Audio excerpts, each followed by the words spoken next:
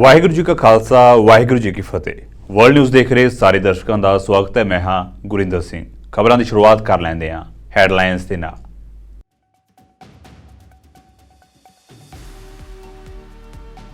दिल्ली ਦੇ ਅਲੀਪੁਰ ਦੇ ਵਿੱਚ ਸਥਿਤ ਇੱਕ ਪੇਂਟ ਫੈਕਟਰੀ ਦੇ ਵਿੱਚ ਲੱਗੀ ਅੱਗ, 11 ਲੋਕਾਂ ਦੀ ਮੌਤ, 4 ਜ਼ਖਮੀ।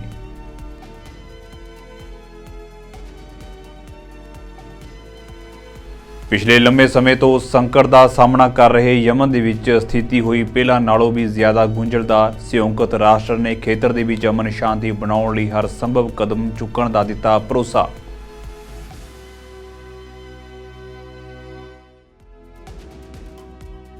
पीएम अलवानी समेत 86 पार्लीमेंट मैंबरां ने विकीलीक्स के संस्थापक की रिहाई के मते नूं दित्ती मंजूरी। इस मते नाल असांजे खिलाफ मुकदमा खत्म करने के लिए अमरीका और ब्रिटेन उत्ते वधिया दबाव।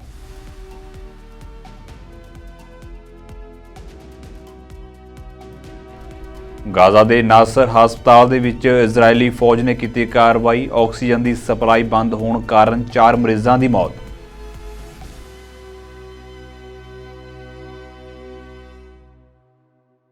ਤੇ ਹੁਣ ਖਬਰਾਂ ਵਿਸਥਾਰ ਦੇ ਨਾਲ।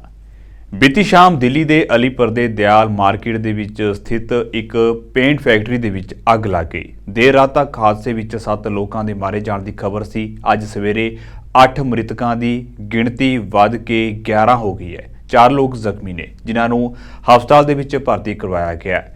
ਅੱਗ ਲੱਗਣ ਦੀ ਸੂਚਨਾ ਮਿਲਣ ਉੱਤੇ ਫਾਇਰ ਬ੍ਰਿਗੇਡ ਦੀਆਂ 22 ਗੱਡੀਆਂ ਮੌਕੇ ਉੱਤੇ ਪਹੁੰਚ ਗਈਆਂ। ਘਟਨਾ ਸ਼ਾਮ ਕਰੀਬ 5:30 ਵਜੇ ਵਾਪਰੀ ਅਤੇ ਰਾਤ 9 ਵਜੇ ਤੱਕ ਅੱਗ ਉੱਤੇ ਕਾਬੂ ਪਾਇਆ ਗਿਆ। ਪੁਲਿਸ ਨੇ ਦੱਸਿਆ ਕਿ ਫੈਕਟਰੀ ਵਿੱਚ ਧਮਾਕੇ ਤੋਂ ਬਾਅਦ ਅੱਗ ਲੱਗ ਗਈ। ਅੱਗ ਦੀਆਂ ਲਪਟਾਂ ਇੰਨੀਆਂ ਤੇਜ਼ ਸਨ ਕਿ ਆਸ-ਪਾਸ ਦੇ ਕੁਝ ਘਰਾਂ ਨੂੰ ਵੀ ਨੁਕਸਾਨ ਪਹੁੰਚਿਆ। ਅਧਿਕਾਰੀਆਂ ਦਾ ਮੰਨਣਾ ਹੈ ਕਿ ਇਹ ਧਮਾਕਾ ਫੈਕਟਰੀ ਵਿੱਚ ਰੱਖੇ ਕੈਮੀਕਲ ਕਾਰਨ ਹੋਇਆ ਹੈ। मौके उत्ते मौजूद लोगों ने दस्सिया है कि यह घटना वीरवार शाम करीब 5:30 वजे वापरी। धमाका हुंदे ही लोग बाहर इकट्ठे हो गए और लोगों ने उस समय अग बुझाउण की कोशिश की और फिर फायर ब्रिगेड नूं भी बुलाया गया, पर अग काबू विच नहीं सी आ रही। फायर ब्रिगेड दीआं गड्डियां ने 3 रस्तियां राहीं अग बुझाउण की कोशिश की। फैक्ट्री करीब 8 तो 10 साल पुरानी दसी जा रही है। कल यहाँ पे शाम को रात को जो आग लगी है, ये बड़े दुख की बात है। बता रहे हैं कि पेंट की फैक्ट्री थी और हम जानते हैं कि पेंट कितना ज्वलनशील पदार्थ होता है। और वहाँ पे उसमें आग से जो सारा इसका केमिकल था वो बता रहे हैं नालियों में बहने लग गया और नालियों में भी आसपास के इलाके में सारे में आग लग गई। आसपास की दुकानें, आसपास के घर कईयों में आग लग गई। इसमें 11 लोगों की मृत्यु हुई है, 4 लोग घायल बताए जा रहे हैं। जिन जिन लोगों की मृत्यु हुई है, हर एक के परिवार को हम लोगों की संवेदना है और हर एक के परिवार को 10-10 लाख रुपए की मुआवजा राशि दी जाएगी। किसी की भी मौत की कीमत नहीं लगाई जा सकती, लेकिन अपनी तरफ से हम जो मदद कर सकते हैं हम करेंगे। जो घायल हुए हैं माइनर इंजरी, 2 की माइनर इंजरी थी, उनको 20-20 हज़ार रुपये, और जो 2 की मेजर इंजरी थी उनको 2-2 लाख रुपए दिए जाएंगे। इसके अलावा जो मकान और घर जल गए हैं उनकी सरकार की पॉलिसी है, उसका सारा आकलन कराएंगे। मैंने अभी डीएम को बोल दिया, और जो नुकसान हुआ है वो सरकार की पॉलिसी के हिसाब से उनका भी नुकसान की भरपाई की जाएगी। 2 मुद्दे और निकल के आ रहे हैं। एक ये आरोप लगाया जा रहा है कि जो फायर ब्रिगेड थी वो लेट आई थी।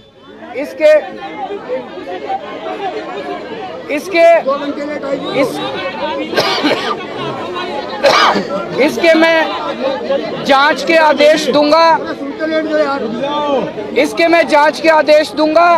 और जो भी इसके लिए दोषी है उन दोषियों को हम बख्शेंगे नहीं किसी भी हालत में। दूसरा, ये फैक्ट्री यहाँ पे रेजिडेंशियल एरिया में कैसे चल रही थी, इसके भी जांच किया जाएगा कि रेजिडेंशियल एरिया में इतनी कंबस्टिबल कार्रवाई भी होगी। अभी आज ही ऑर्डर देंगे, जल्दी कार्रवाई होगी। ਯਮਨ ਦੇ ਵਿੱਚ ਸੰਯੁਕਤ ਰਾਸ਼ਟਰ ਦੇ ਵਿਸ਼ੇਸ਼ ਦੂਤ ਨੇ ਕਿਹਾ ਹੈ ਕਿ ਗਾਜ਼ਾ ਅਤੇ ਹਮਾਸ ਵਿਚਾਲੇ ਜੰਗ ਦੇ ਕਾਰਨ ਯਮਨ ਦੇ ਵਿੱਚ ਵੀ ਸਥਿਤੀ ਪਹਿਲਾਂ ਨਾਲੋਂ ਜ਼ਿਆਦਾ ਖਤਰਨਾਕ ਹੋ ਚੁੱਕੀ ਹੈ। ਪਹਿਲਾਂ ਸੁਰੱਖਿਆ ਕੌਂਸਲ ਨੂੰ ਜਾਣਕਾਰੀ ਦਿੰਦੇ ਹੋਏ ਦੱਸਿਆ ਹੈ ਕਿ ਹੂਤੀ ਲੜਾਕਿਆਂ ਵੱਲੋਂ 2014 ਦੇ ਵਿੱਚ ਸਰਕਾਰ ਦੇ ਤਖਤਾ ਪਲਟ ਤੋਂ ਬਾਅਦ ਪੈਦਾ ਹੋਏ ਗੁੰਝਲਦਾਰ ਦਹਾਕੇ ਪੁਰਾਣੇ ਸੰਕਟ ਦੇ ਵਿੱਚ ਵਿਚੋਲਗੀ ਕਰਨ ਦੇ ਲਈ ਸੰਯੁਕਤ ਰਾਸ਼ਟਰ ਦੇ ਵੱਲੋਂ ਲਗਾਤਾਰ ਕੋਸ਼ਿਸ਼ਾਂ ਜਾਰੀ ਨੇ। UN ਨੇ ਕਿਹਾ ਹੈ ਕਿ ਵਿਗੜਦੀ ਸਥਿਤੀ ਦੇ ਬਾਵਜੂਦ ਯਮਨ ਦੇ ਵਿੱਚ ਸੰਕਟ ਨੂੰ ਸੁਲਝਾਉਣ ਦੀਆਂ ਕੋਸ਼ਿਸ਼ਾਂ ਜਾਰੀ ਰਹਿਣਗੀਆਂ। ਉਨ੍ਹਾਂ ਕਿਹਾ ਹੈ ਭਾਵੇਂ ਜੋ ਵੀ ਹੋਵੇ ਰਾਜਨੀਤਿਕ ਸਥਾਨ ਨੂੰ ਸੁਰੱਖਿਅਤ ਰੱਖਣਾ ਅਤੇ ਸੰਚਾਰ ਦੇ ਚੈਨਲਾਂ ਨੂੰ ਖੁੱਲ੍ਹਾ ਰੱਖਣਾ ਮਹੱਤਵਪੂਰਨ ਹੈ। ਜ਼ਿਕਰਯੋਗ ਹੈ ਕਿ ਯਮਨ ਦੇ ਵਿੱਚ 2014 ਦੇ ਅੰਦਰ ਸ਼ੁਰੂ ਹੋਈ ਘਰੇਲੂ ਜੰਗ ਕਾਰਨ ਹੁਣ ਤੱਕ ਕਈ ਹਜ਼ਾਰ ਲੋਕਾਂ ਦੀ ਮੌਤ ਹੋ ਚੁੱਕੀ ਹੈ ਤੇ ਤਕਰੀਬਨ 15% ਲੋਕ ਬੇਘਰ ਹੋਏ ਨੇ। ਸੰਯੁਕਤ ਰਾਸ਼ਟਰ ਨੇ ਕਿਹਾ ਹੈ ਕਿ ਯਮਨ ਦੇ ਵਿੱਚ ਲੱਖਾਂ ਲੋਕ ਸਾਡੇ ਤੋਂ ਮਦਦ ਦੀ ਆਸ ਲਾਈ ਬੈਠੇ ਨੇ ਅਤੇ ਅਸੀਂ ਉਹਨਾਂ ਲੋਕਾਂ ਦੀਆਂ ਲੋੜਾਂ ਨੂੰ ਪੂਰਾ ਕਰਨ ਦੀ ਹਰ ਕੋਸ਼ਿਸ਼ ਕਰਾਂਗੇ। Yemen's terrible conflict and associated human suffering has dragged on for over 9 years. We must maintain hope for a political solution. However, people in Yemen are watching with alarm as a crisis spreading across the region brings with it the risk of renewed violence. This is a cause for concern for the people in Yemen and the humanitarian community serving them. Madam President, members of the Council, last year, some progress was made in mitigating the humanitarian situation, an indication of the positive impacts of the UN-brokered truce, the subsequent cessation of hostilities, and the humanitarian response. However, the humanitarian appeal for 2024, we and our partners released 2 weeks ago, paints a picture of massive continuing humanitarian needs. For example, in 2024, over 18 million people, that is over half the population of Yemen, will need humanitarian assistance and protection in Yemen, protection services. We anticipate that 17.6 million people will be severely food insecure.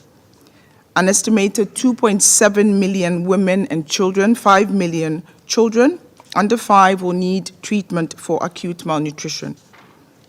The situation will unfortunately continue to deteriorate without urgent and sufficient attention. Madam President, in 2023, we received just 40% of the total funding needed under the humanitarian plan. We received 1.72 billion of the 4.3 billion US dollars requested. We are truly grateful for donor support and the contributions to the humanitarian response and indeed for the people of Yemen. This year, our response is more targeted and even more prioritized.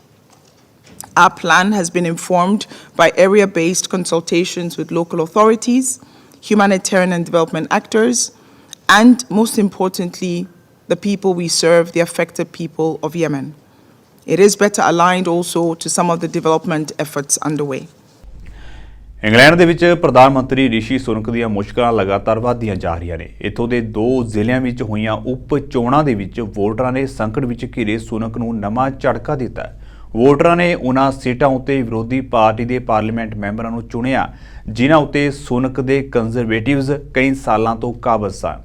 शुक्रवार ਨੂੰ ਐਲਾਨੇ ਗਏ ਨਤੀਜਿਆਂ ਮੁਤਾਬਕ labour party ਦੇ ਉਮੀਦਵਾਰ Dan ਈਗਨ ਨੇ ਦੱਖਣ ਪੱਛਮੀ ਇੰਗਲੈਂਡ ਦੇ ਵਿੱਚ ਕਿੰਗਸਵੁੱਡ ਦੀ ਹਾਊਸ ਆਫ ਕਾਮਨਸ ਸੀਟਾਂ ਜਿੱਤੀਆਂ ਅਤੇ ਲੇਬਰ ਦੀ ਜਨਰਲ ਕਿਚਨ ਨੇ ਦੇਸ਼ ਦੇ ਕੇਂਦਰ ਦੇ ਵਿੱਚ ਵੈਲਿੰਗਬਰੋ ਦੇ ਵਿੱਚ ਜਿੱਤ ਹਾਸਲ ਕੀਤੀ। ਲੇਬਰ ਨੇਤਾ ਕੀਰ ਸਟਾਰਮਰ ਨੇ ਕਿਹਾ ਹੈ ਕਿ ਨਤੀਜੇ ਦਰਸਾਉਂਦੇ ਨੇ ਕਿ ਲੋਕ ਬਦਲਾਅ ਚਾਹੁੰਦੇ ਨੇ। ਨਤੀਜੇ ਸੰਭਾਵਤ ਤੌਰ ਉੱਤੇ ਕੰਜ਼ਰਵੇਟਿਵਾਂ ਦੇ ਵਿੱਚ ਡਰ ਨੂੰ ਹੋਰ ਵਧਾ ਦੇਣਗੇ ਕਿ 14 ਸਾਲਾਂ ਦੀ ਸੱਤਾ ਵਿੱਚ ਰਹਿਣ ਤੋਂ ਬਾਅਦ ਪਾਰਟੀ ਹਾਰ ਰਹੀ ਹੈ ਜਦੋਂ 1 ਸਾਲ ਤੋਂ ਵੀ ਘੱਟ ਸਮੇਂ ਦੇ ਵਿੱਚ ਰਾਸ਼ਟਰੀ ਚੋਣਾਂ ਹੋਣ ਵਾਲੀਆਂ ਨੇ। Stood here as the newly elected Labour MP for Wellingborough.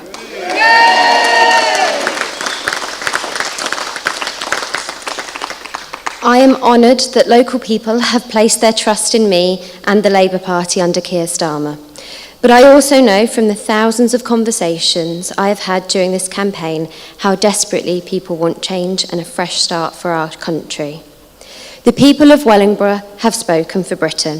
This is a stunning victory for the Labour Party and must send a message from Northamptonshire to Downing Street. Most of all, though, I'd like to say thank you to the residents and people of Kingswood. Your honesty, your frankness has helped keep my campaign rooted in the issues that are really impacting our community. The cost of living crisis, safety on our streets, and the NHS. Thank you for giving me your trust and for allowing me to serve the community that I'm from. It's a trust that I promise to repay, to show you that politics can be different and that it can make a difference. In Kingswood, as across the country, 14 years of Conservative government. And the circumstances of these by-elections were, of course, particularly challenging. Now, I think if you look at the results, very low turnout, and it shows that we've got work to do to show people that we are delivering on their priorities, and that's what I'm absolutely determined to do, but also shows that there isn't a huge amount of enthusiasm for the alternative in Keir Starmer and the Labour Party, and that's because they don't have a plan, and if you don't have a plan, you can't deliver real change, and when the general election comes, that's the message I'll be making to the country. Stick with our plan, because it is starting to deliver the change that the country wants and needs.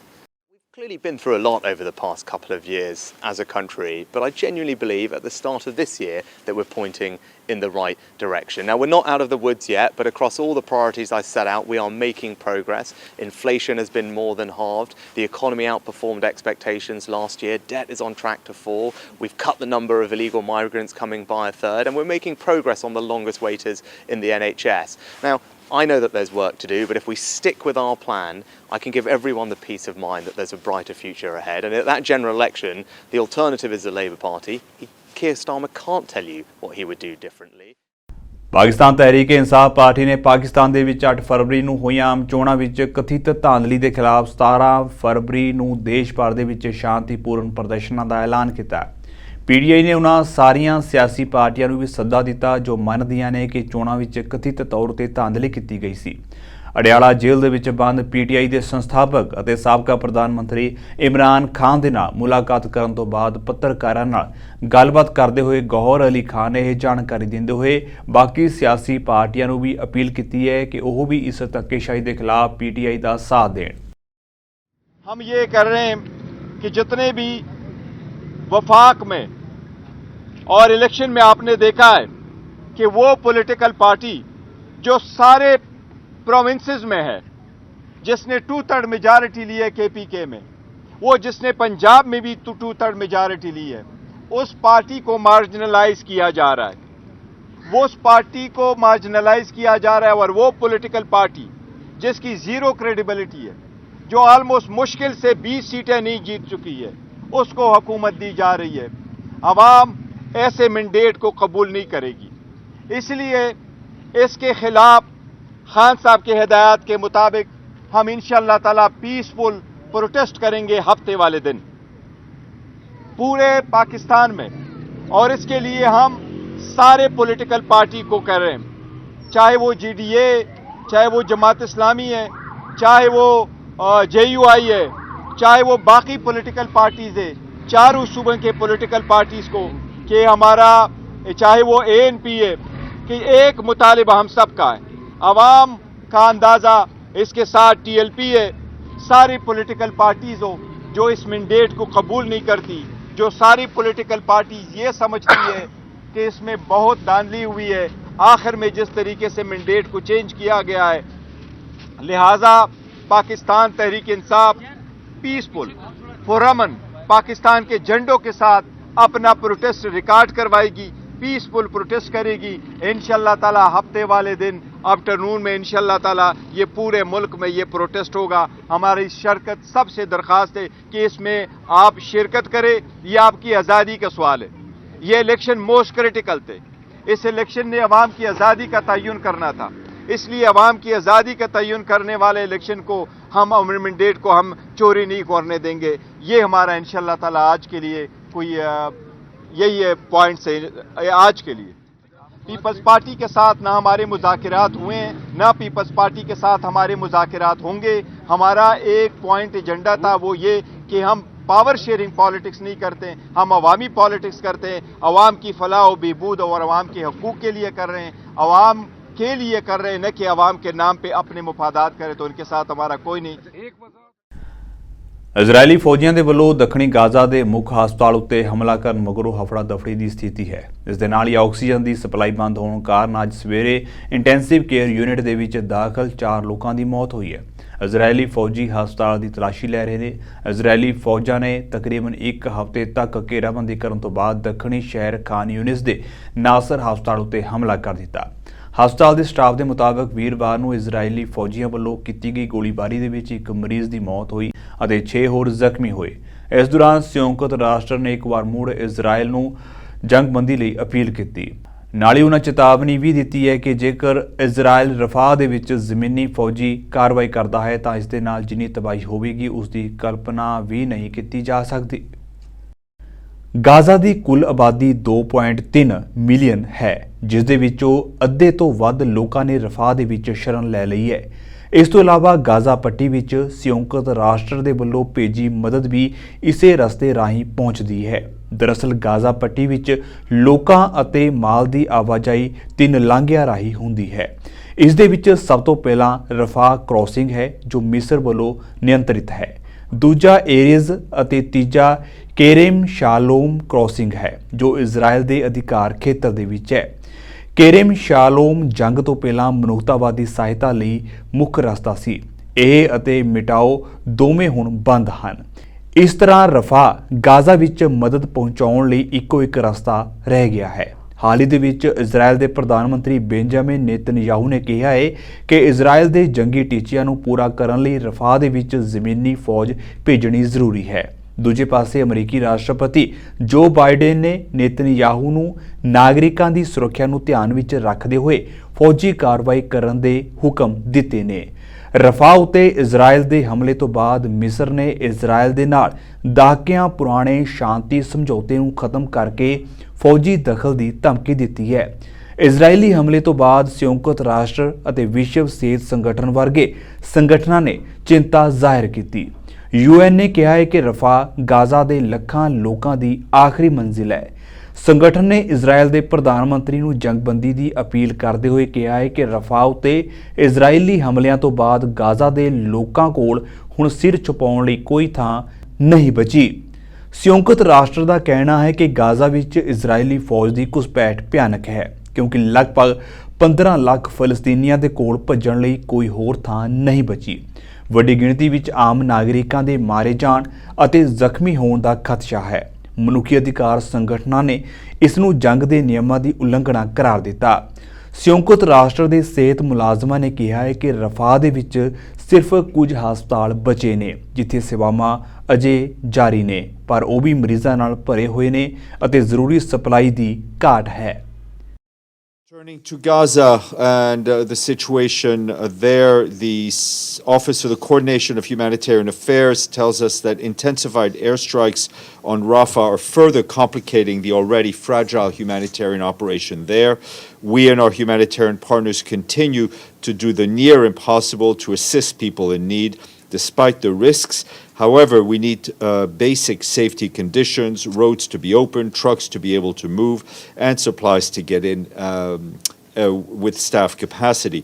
We will continue to do everything we can to assist people, but with a potential escalation of fighting in Rafah, the conditions for civilians could be even worse than they have been so far. Even in these many weeks of the war in Gaza. Meanwhile, in south of Wadi Gaza, our partners are distributing food, blankets, mattresses to displaced people in areas that we're able to access. And on the health front, the World Health Organization said one of its key humanitarian partners in the International Medical Corps had constructed a field hospital on the border between Khan Yunis and Rafah to help address the shortage of healthcare facilities. And on that figure, you will have seen the reports of the situation in Nasser Medical Complex in Gaza. Dr. Tedros, the head of WHO, said today that he's alarmed of reports of civilians killed, as well as orders to evacuate people seeking shelter at that medical complex, adding that 2 WHO missions have been denied in the last 4 days, and that WHO has lost touch and contact with the hospital's personnel. Dr. Tedros said that hospitals must be safeguarded so they can serve their life-saving function. About the escalation of hostilities across and beyond the blue line, and adding that this is distressing to see a heavy toll on civilian lives and property. She called on all concerned parties to stop this cycle of violence and urgently institute security measures along the blue line towards a sustainable cessation of hostilities in line with Security Council Resolution 1701. She underscored that the tens of thousands of displaced people have a right to return and rebuild their lives in safety.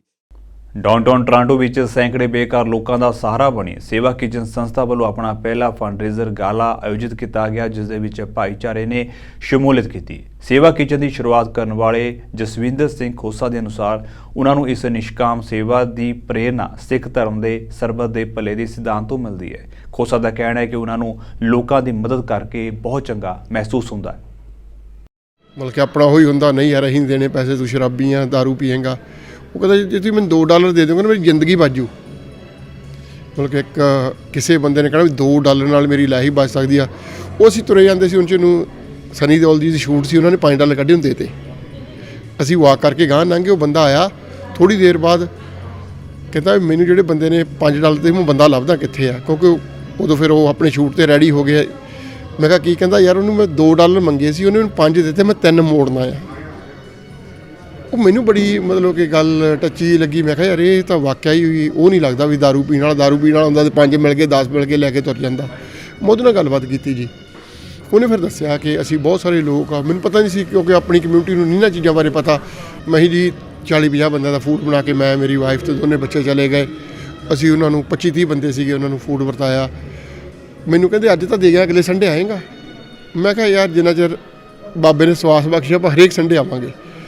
ਇਸੇ ਤਰ੍ਹਾਂ ਜੀ 12 ਸਾਲ ਦਾ ਸਫ਼ਰ ਲੰਘ ਗਿਆ ਜੀ। ਇਹ ਜੀ ਸਾਡੇ ਪਹਿਲੇ ਗੁਰੂ ਸ਼੍ਰੀ ਗੁਰੂ ਨਾਨਕ ਦੇਵ ਜੀ ਦੀ ਪ੍ਰੇਰਨਾ ਜੀ। ਜਦੋਂ ਉਹਨਾਂ ਨੇ ਭੁੱਖੇ ਸਾਧੂਆਂ ਨੂੰ ਲੰਗਰ ਛਕਾਇਆ, ਫਿਰ ਉਹ ਦੂਜੇ ਨਾ ਹੁਣ ਜੀ ਉਹਨਾਂ ਲੋਕਾਂ ਨਾਲ ਪਰਿਵਾਰ ਵਰਗੇ ਰਿਲੇਸ਼ਨ ਹੋ ਗਏ ਪਿਛਲੇ 12 ਸਾਲ ਤੋਂ। ਜੇ ਕਦੇ ਨਾ ਵੀ ਜਾਈਏ ਨਾ, ਕਈ ਵਾਰੀ ਕੋਈ ਰੁਝੇਵਾਂ ਐਸਾ ਪੈ ਜਾਏ ਜਾਂ ਇੰਡੀਆ ਜਾਣਾ, ਉਹ ਪੁੱਛਦੇ ਆ ਕਿਉਂ ਨਹੀਂ ਆਇਆ। ਮਤਲਬ ਕਿ ਉਹਨਾਂ ਨੇ ਇੰਨੀ ਜ਼ਿਆਦਾ ਨੇੜਤਾ ਹੋ ਗਈ ਆ ਕਿ ਉਹਨਾਂ ਨੂੰ ਮਤਲਬ ਕਿ ਆਪ ਨੂੰ ਵੀ ਇਹ ਫੀਲ ਹੁੰਦਾ ਯਾਰ ਜਾ ਕੇ ਉਹਨਾਂ ਨੂੰ ਪੁੱਛੀਦਾ। ਹਰੇਕ ਬਜ਼ੁਰਗ ਨੂੰ, ਕੋਈ ਵੀਲ ਚੇਅਰ 'ਤੇ ਆਇਆ ਉਹਨੂੰ ਪੁੱਛ ਲਈਦਾ ਵੀ ਤੇਰਾ ਕੀ ਹਾਲ ਚਾਲ ਆ। ਕੋਈ ਬਜ਼ੁਰਗ ਮਾਤਾ ਆ ਗਈ ਉਹਨੂੰ ਪੁੱਛ ਲਈਦਾ। ਗੋਰੇ ਆ ਚਲੋ ਹਰੇਕ ਉਹਨਾਂ ਦੀ ਲੈਂਗੁਏਜ ਦੇ ਵਿੱਚ ਉਹਨਾਂ ਨੂੰ ਵੀ ਸਾਡੇ 'ਤੇ ਪ੍ਰਾਊਡ ਫੀਲ ਹੁੰਦਾ। ਜਿੱਥੇ ਸਾਡੇ ਆਪਣਿਆਂ ਨੇ ਬਾਂਹ ਨਹੀਂ ਫੜੀ, ਇੱਕ ਥਰਡ ਪਰਸਨ ਆ ਜਿਹੜਾ ਕਿ ਹਰੇਕ ਸੰਡੇ ਮੀਂਹ ਹਨੇਰੀ ਸਨੋ ਅੱਜ ਤੱਕ ਕੋਈ ਨਾਗਾ ਨਹੀਂ ਜੀ। ਜਿੰਨੀ ਮਰਜ਼ੀ ਫਰੀਜ਼ਿੰਗ ਰੇਨ ਪਈ ਹੋਵੇ ਆਪਾਂ ਜਾਣਾ ਹੀ ਜਾਣਾ ਜੀ। ਬਹੁਤ ਇੱਕ ਤਾਂ ਮੈਨੂੰ ਸਭ ਤੋਂ ਅੱਛੀ ਜਿਹੜੀ ਚੰਗੀ ਲੱਗਦੀ ਹੈ ਗੱਲ ਕਿ ਮੇਰੇ ਵਾਸਤੇ ਨਾ ਬਹੁਤ ਹੀ ਗਰਾਊਂਡਿੰਗ ਆ। ਇਹ ਕੀਪਸ ਮੀ ਗਰਾਊਂਡਡ ਕਿ ਜਦੋਂ ਆਪਾਂ ਤੁਸੀਂ ਦੇਖਦੇ ਆ ਕਿ ਹਰ ਇੱਕ ਨੂੰ ਆਪਾਂ ਨੂੰ ਹੁੰਦਾ ਹੈ ਕਿ ਆ ਵੀ ਲੈ ਲਈਏ ਚੀਜ਼, ਉਹ ਵੀ ਲੈ ਲਈਏ। ਬਟ ਜਦੋਂ ਆਪਾਂ ਲੋਕਾਂ ਦੇ ਨਾਲ ਟਾਈਮ ਸਪੈਂਡ ਕਰਦੇ ਆ ਕਿ ਜਿਨ੍ਹਾਂ ਦਾ ਕੁਛ ਨਹੀਂ ਹੈਗਾ, ਤਾਂ ਫਿਰ ਤੁਹਾਨੂੰ ਰੀਅਲੀ ਲਾਈਫ ਦਾ ਵੈਲਿਊ ਤੁਹਾਨੂੰ ਸਮਝ ਆਉਂਦੀ ਹੈਗੀ ਹੈ ਜਾਂ ਤੁਹਾਨੂੰ ਪਤਾ ਲੱਗਦਾ ਹੈਗਾ ਉਦੋਂ। ਸੋ ਮੇਰੇ ਵਾਸਤੇ ਇਹ ਬੜੀ ਮੈਨੂੰ ਹੁੰਦਾ ਕਿ ਮੈਨੂੰ ਗਰਾਊਂਡਡ ਰੱਖਦਾ ਹੈਗਾ। ਮੈਨੂੰ ਇਹ ਨਹੀਂ ਹੈਗਾ ਵੀ ਹੁਣ ਚੀਜ਼ਾਂ ਆਪਾਂ ਵੀ ਲੈ ਲਈ ਉਹਦੇ, ਕਿਉਂਕਿ ਉਹਦੇ ਵਿੱਚ ਮੇਰੇ ਵਾਸਤੇ ਕੁਛ ਨਹੀਂ ਹੈਗਾ ਹੁਣ। ਭਾਜੀ ਅਨਬਲੀਵੇਬਲ, ਮੈਨੂੰ ਬਹੁਤ ਚੰਗਾ ਲੱਗ ਰਿਹਾ ਕਿਉਂਕਿ ਮੈਂ ਆਪ ਵੀ ਇਹ ਕਾਰਜ ਕਰਦਾ ਇੱਕ ਬੱਚਿਆਂ ਨੂੰ, ਮਤਲਬ 10 ਸਾਲ ਤੋਂ ਮੈਂ ਵੀ ਬੱਚਿਆਂ ਨੂੰ ਦਸਤਾਰਾਂ ਸਿਖਾਉਣਾ। ਮੈਨੂੰ ਪਤਾ ਵੀ ਜਦੋਂ ਇਹੋ ਜਿਹੇ ਕਾਰਜ ਕਰਨੇ ਪੈਂਦੇ ਆ ਤੁਹਾਨੂੰ ਕਿੰਨਾ ਸਮਾਂ ਦੇਣਾ ਪੈਂਦਾ, ਕਿੱਦਾਂ ਤੁਹਾਨੂੰ ਟਾਈਮ ਕੱਢਣਾ ਪੈਂਦਾ ਨਾ। ਕਈ ਵੀ ਤੁਹਾਡੇ ਘਰ ਦੇ ਫੰਕਸ਼ਨ ਹੋ ਤੁਹਾਨੂੰ ਉਹ ਛੱਡ ਕੇ ਫਿਰ ਵੀ ਤੁਸੀਂ ਸੇਵਾ ਕਿਚਨ ਦੇ ਵਿੱਚ ਉੱਥੇ ਜਾ ਕੇ ਹੈਲਪ ਕਰਦੇ ਹੋ। ਦੁਨੀਆ ਦੇ ਵਿੱਚ ਵੱਖ-ਵੱਖ ਥਾਵਾਂ ਉੱਤੇ ਕਿਸਾਨਾਂ ਦੇ ਅੰਦੋਲਨ ਚੱਲ ਰਹੇ ਨੇ ਤੇ ਜੇਕਰ ਭਾਰਤ ਦੀ ਗੱਲ ਕਰੀਏ ਤਾਂ ਇੱਥੇ ਵੀ ਕਿਸਾਨਾਂ ਨੇ ਆਪਣਾ ਅੰਦੋਲਨ ਸ਼ੁਰੂ ਕਰ ਦਿੱਤਾ ਹੈ।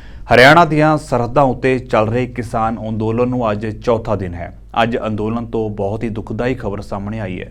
ਤੁਹਾਨੂੰ ਦੱਸ ਦਈਏ ਕਿ ਕਿਸਾਨ ਅੰਦੋਲਨ ਦੇ ਵਿੱਚ 63 ਸਾਲਾ ਬਜ਼ੁਰਗ ਕਿਸਾਨ ਦੀ ਮੌਤ ਹੋਈ ਹੈ। ਕਿਸਾਨ ਗਿਆਨ ਸਿੰਘ ਦੀ ਦਿਲ ਦਾ ਦੌਰਾ ਪੈਣ ਕਾਰਨ ਮੌਤ ਹੋਈ ਦੱਸੀ ਜਾ ਰਹੀ ਹੈ। ਜਾਣਕਾਰੀ ਅਨੁਸਾਰ ਗਿਆਨ ਸਿੰਘ ਗੁਰਦਾਸਪੁਰ ਦੇ ਪਿੰਡ ਚਾਚੋਕੀ ਥਾਣਾ ਘੁਮਾਣ ਦਾ ਰਹਿਣ ਵਾਲਾ ਸੀ ਤੇ ਦੂਜੇ ਪਾਸੇ ਕਿਸਾਨ ਜਥੇਬੰਦੀਆਂ ਵੱਲੋਂ ਗਿਆਨ ਸਿੰਘ ਨੂੰ ਅੰਦੋਲਨ ਦਾ ਪਹਿਲਾ ਸ਼ਹੀਦ ਐਲਾਨਿਆ ਗਿਆ ਹੈ। ਉਹ ਸਾਡਾ ਚਾਚਾ ਜੀ 11 ਤਰੀਕ ਨੂੰ ਇੱਥੋਂ ਕਿਸਾਨ ਸੰਘਰਸ਼ ਕਮੇਟੀ ਬਾਬਾ ਨਾਮਦੇਵ ਜੀ ਦੇ ਨਾਲ ਗਿਆ ਸੀਗਾ। 14 ਤਰੀਕ ਨੂੰ ਉੱਥੇ ਬਾਰਡਰ 'ਤੇ ਪਹੁੰਚੇ ਆ। ਹਰਿਆਣਾ ਸਰਕਾਰ ਨੇ ਜਿਹੜੇ ਅਥਰੂ ਗੈਸ ਦੇ ਗੋਲੇ ਛੱਡੇ ਉਹਦੇ ਨਾਲ ਉਹਦੀ ਤਬੀਅਤ ਖਰਾਬ ਹੋ ਗਈ ਤੇ ਨਿੱਜੀ ਹਸਪੀਟਲ ਦੇ ਵਿੱਚ ਦਾਖਲ ਕਰਵਾਇਆ ਸੀ, ਪਰ ਉਹਨਾਂ ਨੂੰ ਨਹੀਂ ਫਰਕ ਪਿਆ। ਫਿਰ ਉਹ ਰਜਿੰਦਰਾ ਹਸਪੀਟਲ ਪਟਿਆਲੇ ਲੈ ਗਏ। ਉੱਥੇ ਸਵੇਰ 5 ਵਜੇ ਉਹਨਾਂ ਦੀ ਡੈਥ ਹੋ ਗਈ। ਸਾਨੂੰ ਉਹਨਾਂ 'ਤੇ ਬਹੁਤ ਮਾਣ ਆ। ਉਹ ਸ਼ਹੀਦੀ ਦਾ ਜਾਮ ਪੀ ਗਏ ਆ। ਜੇ ਜ਼ਰੂਰਤ ਪਈ ਤਾਂ ਅਸੀਂ ਵੀ ਉਹਨਾਂ ਦੇ ਮਗਰ ਜਾਵਾਂਗੇ ਅਸੀਂ ਵੀ ਸ਼ਹੀਦੀਆਂ ਦੇਣ ਨੂੰ ਤਿਆਰ, ਜਿਨ੍ਹਾਂ ਦਿਨ ਸਰਕਾਰ ਮੰਗਾਂ ਨਹੀਂ ਮੰਨਦੀ। ਕਿਹੜੀ ਜਥੇਬੰਦੀ ਨਾਲ ਜਿਹੜੇ ਸੰਪਰਕ ਕਰਦੇ? ਸੰਘਰਸ਼ ਕਿਸਾਨ ਸੰਘਰਸ਼ ਕਮੇਟੀ ਬਾਬਾ ਨਾਮਦੇਵ। ਜਦੋਂ ਇੱਥੋਂ ਜਾਂਦੇ ਨੇ ਕਿਸ ਦੇ ਨਾਲ ਗਏ ਨੇ ਜਾਂ ਕਿਸ ਤਰ੍ਹਾਂ ਜਿਹੜੇ ਨੇ ਉਹਨਾਂ ਨੇ ਜਿਹੜੇ ਉੱਥੇ ਜਾ ਕੇ ਸੰਘਰਸ਼ ਵਿੱਚ ਯੋਗਦਾਨ ਪਾਇਆ? ਇੱਥੋਂ ਸਾਰੇ ਸਰਪੰਚ ਜਗਦੀਸ਼ ਸਿੰਘ ਹੀ ਇਹਨਾਂ ਦੇ ਨਾਲ ਜਾਂਦੇ ਹੁੰਦੇ ਸੀ, ਤੇ ਪੰਧੇਰ ਜਥੇਬੰਦੀ ਨੂੰ ਸੰਬੰਧ ਸੀ। ਪਹਿਲੀ ਵਾਰੀ ਇਸ ਸੰਘਰਸ਼ ਗਏ ਜਾਂ ਅੱਗੇ ਵੀ ਉਹਨਾਂ ਨੇ? ਨਾ, ਸ਼ੁਰੂ ਤੋਂ ਪਹਿਲਾਂ ਦਿੱਲੀ ਵੀ ਜਾ ਕੇ ਆਏ ਆ। ਜਦੋਂ ਦਿੱਲੀ ਧਰਨਾ ਲੱਗਾ ਸੀ ਉਦੋਂ ਵੀ ਇਹਨਾਂ ਨੇ ਉੱਥੇ ਜਾ ਕੇ ਯੋਗਦਾਨ ਪਾਇਆ ਜੀ। ਕੀ ਮੰਨਦੇ ਹੋ ਹਰਿਆਣਾ ਸਰਕਾਰ ਦੀ ਜਿਹੜੀ ਇਹ ਕਾਰਵਾਈ ਹੈ ਕੋਈ ਠੀਕ ਰਹੀ ਹੈ ਕਿ ਆਪਣੇ ਦੇ ਉੱਤੇ ਹੀ ਜਿਹੜੀ ਹੈ ਇੱਦਾਂ ਬਾਰਡਰ ਲਾ ਕੇ ਤੇ ਇੱਦਾਂ ਦਾ ਰੋਕਣਾ ਜਾਂ ਇੱਦਾਂ ਦੇ ਗੁੱਟ ਚਲਾਉਣੇ, ਕੀ ਇਹ ਤੁਸੀਂ ਮੰਨਦੇ ਹੋ ਇਸ? ਨਾ ਜੀ, ਇਹ ਬਹੁਤ ਗਲਤ। ਹਰਿਆਣਾ ਸਰਕਾਰ ਦੇ ਵਿੱਚ ਉਹਨੇ ਤੇ ਪਾਕਿਸਤਾਨ ਇੰਡੀਆ ਦਾ ਬਾਰਡਰ ਬਣਾਤਾ। ਇੱਦਾਂ ਸਦਾ ਹੀ ਇਹ ਸਰਕਾਰਾਂ ਕਿਸਾਨਾਂ ਨਾਲ ਕਰਦੀਆਂ ਆਈਆਂ ਵਾ, ਪਰ ਇੱਦਾਂ ਨਹੀਂ ਕਰਨਾ ਚਾਹੀਦਾ। ਜਿੱਦਾਂ ਕਿਸਾਨ ਉੱਥੇ ਜ਼ਖਮੀ ਹੋਏ, ਸ਼ਹੀਦੀ ਦਾ ਜਾਮ ਪੀ ਗਏ, ਪਰ ਇੱਦਾਂ ਦੇ ਬਾਰਡਰ ਨਹੀਂ ਬਣਾਉਣੇ ਚਾਹੀਦੇ। ਅਕਸਰ ਨੂੰ ਅਸੀਂ ਵੀ ਭਾਰਤੀ ਹਾਂ, ਇੰਡੀਆ ਵਾ, ਨਹੀਂ ਕਰਨਾ ਚਾਹੀਦਾ। ਕੀ ਮੰਗ ਹੈ ਤੁਹਾਡੀ? ਮੰਗ ਇਹੋ ਹੀ ਹੈ ਸਰਕਾਰ ਵਾਲੇ ਨੂੰ ਵੀ ਸਾਡਾ ਕਰਜ਼ਾ ਮਾਫ ਹੋਣਾ ਚਾਹੀਦਾ ਵਾ। ਘਰੋਂ ਮਾਤੜ 1 ਕਿੱਲਾ ਜ਼ਮੀਨ ਦਾ ਸੀਗਾ, ਇਹ ਤੇ ਗੁਜ਼ਾਰਾ ਕਰਦੇ ਸੀਗੇ। ਹੁਣ ਵੀ ਜੇ ਜ਼ਰੂਰਤ ਪੈਂਦੀ ਹੈ ਕਿਸਾਨੀ ਸੰਘਰਸ਼ ਵਿੱਚ ਤਾਂ ਅਸੀਂ ਜਾਵਾਂਗੇ। ਸਾਨੂੰ ਵੀ ਸ਼ਹੀਦੀਆਂ ਪਾਉਣ ਦੀ ਲੋੜ ਪਈ, ਅਸੀਂ ਵੀ ਜਾਵਾਂਗੇ। ਕੀ ਨਾਮ ਹੈ ਉਹਨਾਂ ਦਾ ਗਿਆਨ ਸਿੰਘ ਨਾਮ ਸੀਗਾ। ਪਰਿਵਾਰ ਤੇ ਉਹਨਾਂ ਦੇ ਭਰਾ ਵਾ। ਸਾਡੇ ਪਿਤਾ ਜੀ ਡੈਥ ਹੋ ਗਈ ਹੈ, ਸਾਡੇ ਕੋਲ ਹੀ ਰਹਿੰਦੇ ਸੀ।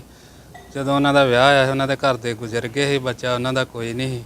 ਸ਼ੁਰੂ ਤੋਂ ਸਾਡੇ ਵਿੱਚ ਹੀ ਰਹਿੰਦੇ ਸੀਗੇ। ਸਾਡੇ ਪਹਿਲਾਂ ਕਿੰਨੇ ਦਿਨ ਜਦੋਂ ਪਹਿਲਾ ਸੰਘਰਸ਼ ਹੋਇਆ ਉਦੋਂ ਕਿੰਨਾ ਚਿਰ ਲਾ ਕੇ ਆਏ? ਉਦੋਂ ਵੀ 15 ਦਿਨ ਉੱਥੇ ਲਾ ਕੇ ਆਏ ਸੀਗੇ। ਉਦੋਂ ਵੀ ਡੀਸੀ ਸਰਪੰਚ ਹੀ ਸਾਡੇ ਪਿੰਡ ਦਾ ਜਗਦੀਸ਼ ਸਿੰਘ, ਉਹ ਨਾਲ ਲੈ ਕੇ ਗਏ ਦਿੱਲੀ। ਉਦੋਂ ਵੀ ਜਾਂਦੇ ਸੀ, ਜਿੱਥੇ ਧਰਨਾ ਲੱਗਦਾ ਸੀ ਉਹ ਮੂਹਰੇ ਹੋ ਕੇ ਨਾਲ ਜਾਂਦੇ। ਸੋ ਫਿਲਹਾਲ ਦੇ ਲਈ ਵਰਲਡ ਨਿਊਜ਼ ਦੇ ਵਿੱਚ ਇੰਨਾ ਹੀ, ਤੇ ਹੁਣ ਮੈਨੂੰ ਇਜਾਜ਼ਤ ਦਿਓ। ਵਾਹਿਗੁਰੂ ਜੀ ਕਾ ਖਾਲਸਾ, ਵਾਹਿਗੁਰੂ ਜੀ ਕੀ ਫਤਿਹ।